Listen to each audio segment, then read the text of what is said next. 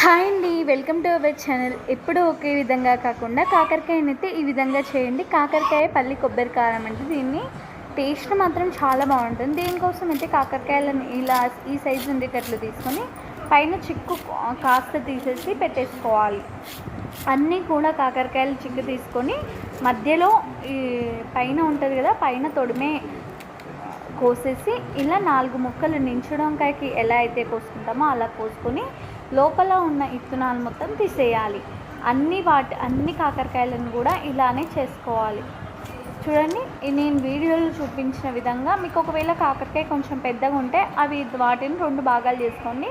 ఇలా అయితే కట్ చేసుకొని పెట్టుకోండి అన్ని కాకరకాయలని. ఇప్పుడు దీనిలో చేదు పోవడానికి మనము ఒక గిన్నె తీసుకొని అందులో మనము కట్ చేసుకున్న కాకరకాయ ముక్కలు వేసి పసుపు ఉప్పు వేసి కలిపి ఒక అర్ధగంట సేపు మనమైతే పక్కన పెట్టాలి.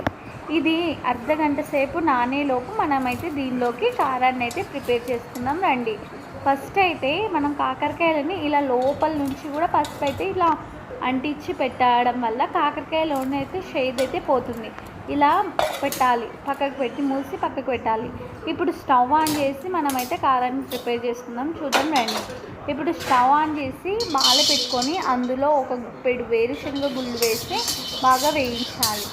ఇలా వేగిన తర్వాత మనము ఒక గుప్పెడు కొబ్బరి కూడా వేసి ఇవి కాస్త వేగనివ్వాలి.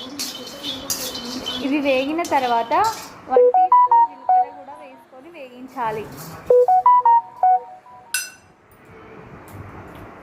జీలకర్ర బాగా వేగాక మనకు రుచికి తగినంత ఒట్టి మిరపకాయలు ఉంటే ఒట్టి మిరపకాయలు వేసుకోండి. లేకపోతే మీరు కారం మిక్సీ పెట్టేటప్పుడు కారం పొడి కూడా వేసుకోవచ్చు. ఇక్కడ నేను ఒట్టికాయలు ఎందుకు వేస్తున్నానంటే మన ఇంట్లో పిల్లలు ఉన్నట్లయితే ఆ పిల్లలు ఈ కారాన్ని అయితే ఈజీగా తినవాళ్ళు, అంత బాగుంటుంది, టేస్ట్కి చప్పగా మంచిగా ఉంటుంది. పిల్లలు కారం తినరు అనుకుంటే ఇక్కడ మిరపకాయలు తక్కువ వేసుకోండి. లేదు మాకు స్పైసీగా కావాలి అంటే కొన్ని కారం ఎక్కువ వేసుకోండి. అయితే ఇవన్నీ మిక్సీ జార్లోకి తీసుకొని పసుపు ఉప్పు ఎల్లిపాయలు వేసి మంచిగా ఇలా మెత్తగా మిక్సీ పట్టుకోవాలి.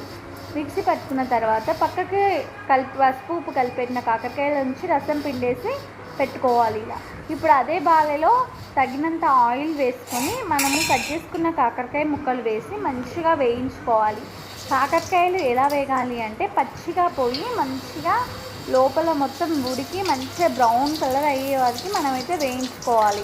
ఇలా వేయించుకుంటే మనం కాకరకాయని తినేటప్పుడు చాలా టేస్టీగా ఎమ్మిగా ఉంటుంది.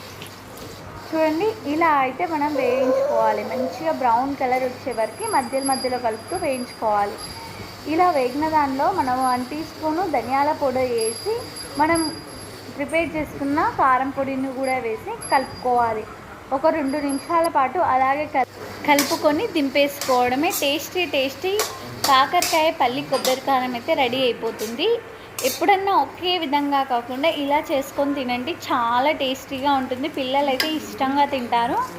ఎవరైతే మన ఛానల్ని కొత్తగా చూస్తున్నారో వాళ్ళైతే మన ఛానల్ని సబ్స్క్రైబ్ చేసుకొని ఈ వీడియో మీకు నచ్చినట్లయితే లైక్ చేయండి, షేర్ చేయండి, కామెంట్ చేయండి.